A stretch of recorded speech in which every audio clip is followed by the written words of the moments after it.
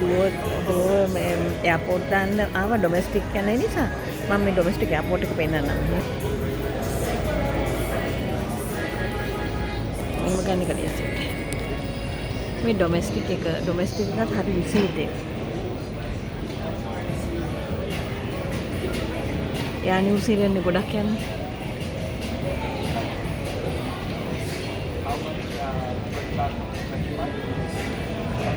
ඔව් මේ බස් එක යනවා වගේ තමයි මෙහි හර හාමුදුරු කෙනෙකුත් යනවනේ. ගුරුම හාමුදුරු කෙනෙක්. මෙහි ඉතින් මේ අපේ ළමයිට ගමේ යනවා වගේ තමයි නිතර ඩොමෙස්ටික් ෆ්ලයිට්ස් වල මගේ මේ බෑග්ස් දෙනවා මෙතන ඒකයි මම මෙතන එන්නේ. මෙහෙ ෂුවර් නැහැ ඉතින්.